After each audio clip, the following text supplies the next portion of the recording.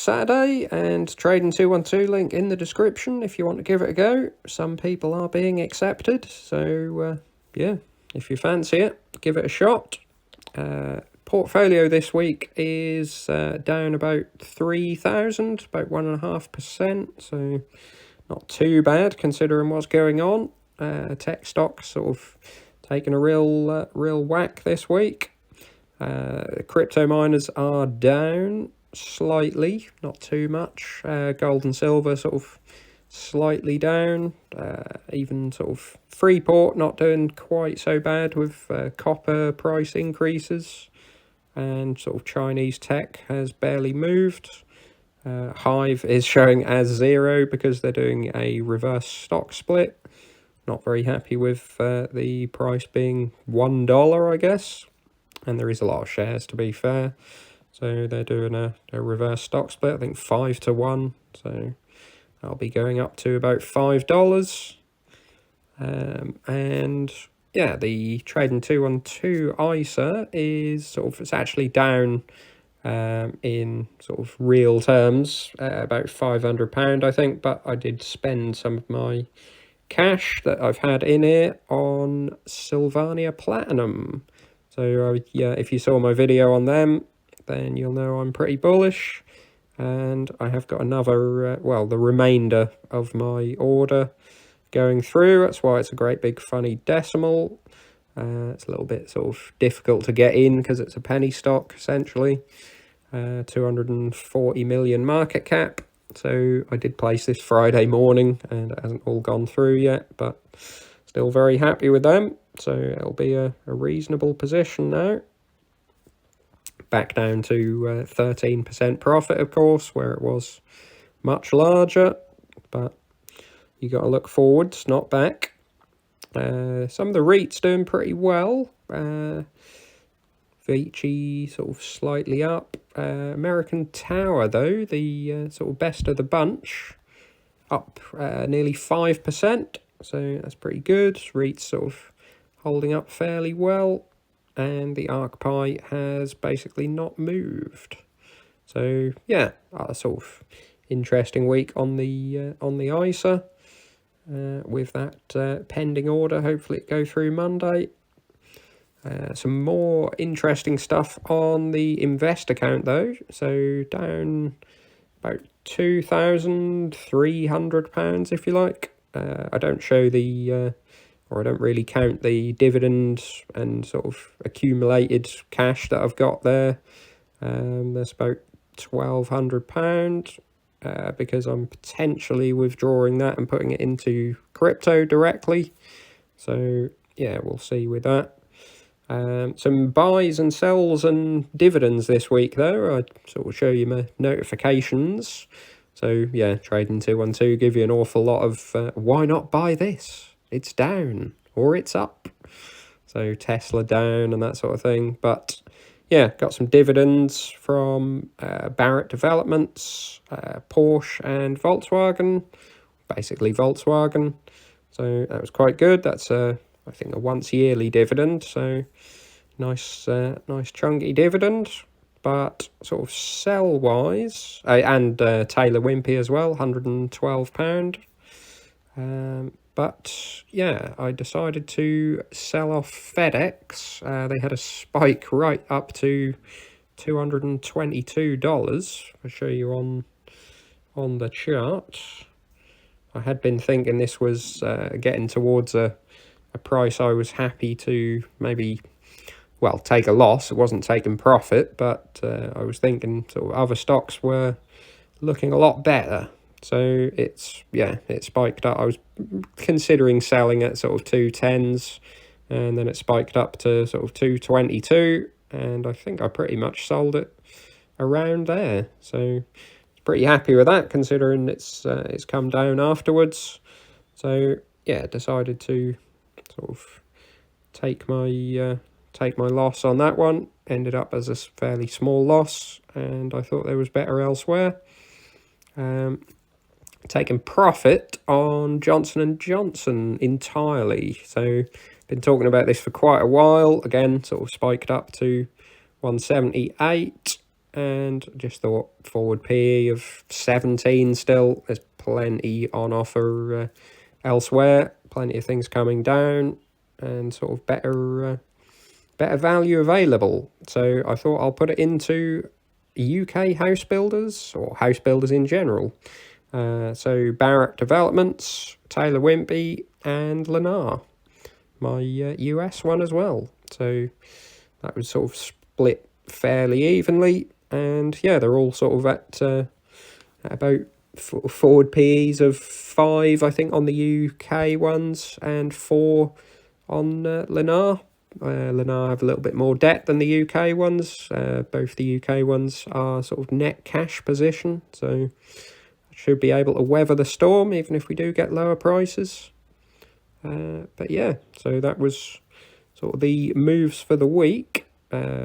Alphabet, sort of, yeah, the tech stocks really taken a bit of a hit this week, which is dropping the indexes at long last. They've been sort of holding up fairly well, with the FANG stocks not doing too bad. Yeah, Bank of Nova Scotia, I think, is probably on the hit list, potentially coming up if they sort of have a reasonable spike up. Sort of looking at forward PE of about 10 now, I think. So yeah, not exactly overvalued, but it's potentially, I think, better on offer elsewhere. Still thinking about Bristol Myers Squibb. It's up, well, it says up 5%. I don't really think that's quite up. It was just a bit volatile, but yeah, again, similar sort of forward PE of 10. It's not quite Johnson & Johnson, of course, but potentially selling off at some point. Broadcom down with the other tech stocks, but they look fine. eBay sort of similar, 5%. Glencore had a very nice week, 8% up, with the sort of rising copper prices. Sort of come back really in the last week. Very bullish on copper long term, so happy with that. Hymac's been all over the place, but ended up flat for the week. Very happy with them. Intel down with the rest of the tech stocks. Legal and General pretty flat for the week. Lennar, as I say, sort of slightly down, but I got a nice buy-in on them. Meta Platforms not quite as bad as the FANGs, so that's pretty good.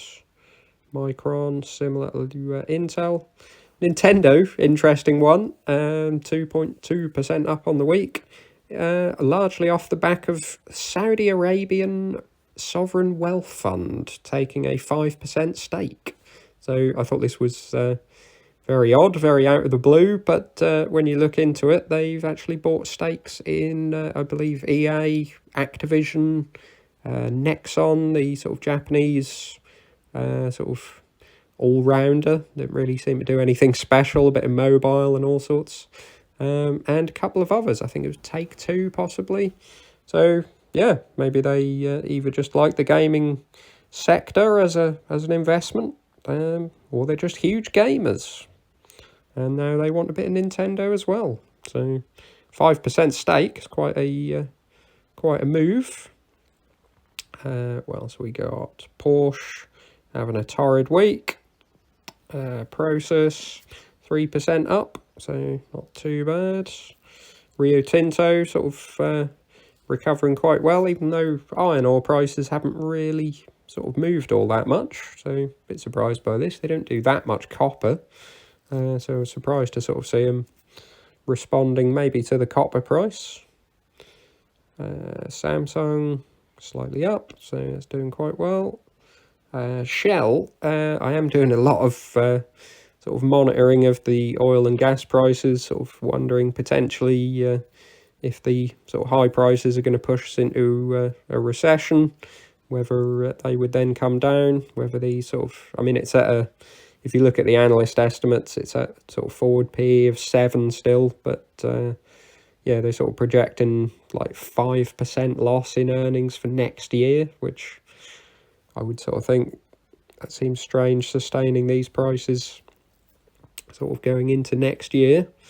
I was sort of thinking it was more temporary, so still looking at potentially taking a bit of profit on Shell, but not yet. What else we got? Siemens not really moved. Sony done quite well. Stellantis slightly green. TSMC pretty flat. Taylor Wimpey, as I say, nice buy during the week. I think I did get it at sort of 122, so pretty happy with that. Tesla 13%, nearly 14% down on the week, so I'm in the red on that now.